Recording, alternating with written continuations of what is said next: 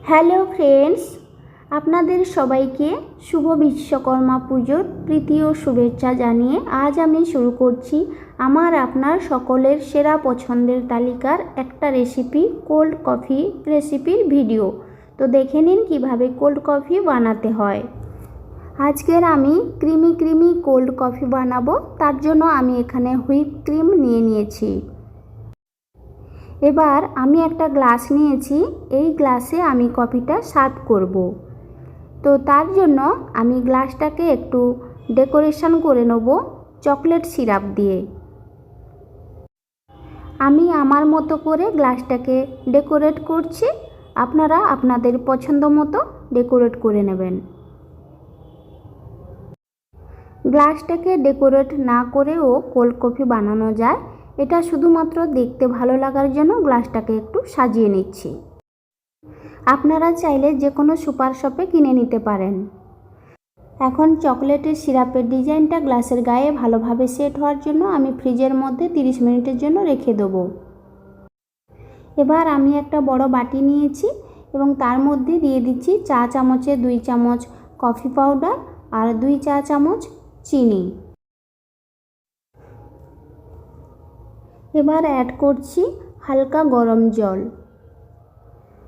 এখন একটা hand whisky দিয়ে আমি 30 থেকে 35 মিনিট ধরে বিট করে একটা সুন্দর ফোম বানিয়ে নেব। হ্যান্ড হুইস্কি দিয়ে ফোম বানাতে গেলে বেশ কিছুটা সময় লাগে, আপনারা চাইলে ইলেকট্রিক বিটারের সাহায্যে বানিয়ে নিতে পারেন। তো এবার একটা অন্য পাত্রে হুইপ ক্রিম নিয়ে নিচ্ছি। আমি এখানে সব কিছু বেশি বেশি করে বানিয়ে নিচ্ছি, পরে অন্য কোনো রেসিপিতে ইউজ করব। তো হুইপ ক্রিম থেকে ফোম বানাতে গেলে কিন্তু ইলেকট্রিক বিটারের প্রয়োজন হবে, হ্যান্ড হুইস্কের সাহায্যে কিন্তু ক্রিম বানানো যাবে না। তো আমার ইলেকট্রিক বিটারের সময় লাগবে ক্রিম বানাতে 4 থেকে 5 মিনিট। তো আমি বেশি করে ক্রিম বানিয়ে নিচ্ছি, পুরোটাই আমার কোল্ড কফিতে লাগবে না। তো আমি স্টোর করে রাখবো, বিভিন্ন রেসিপিতে ইউজ করব। আর বন্ধুরা, এই ক্রিম দিয়েই কিন্তু কেকের ডিজাইন করা হয়।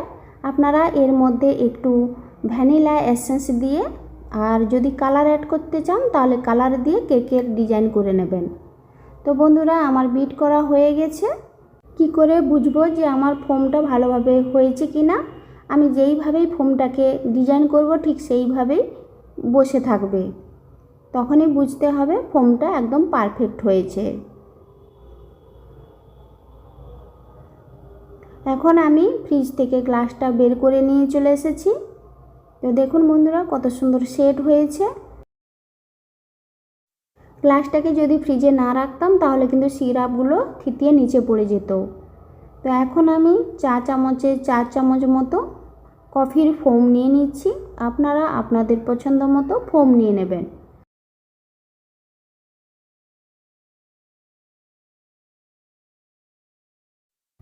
এখন আমি কফির ফোমের উপরে দিয়ে দিচ্ছি ঠান্ডা করা দুধটাকে আমি প্রথমে গরম করে নিয়েছি, তারপরে রুম টেম্পারেচারে নিয়ে চলে এসেছি।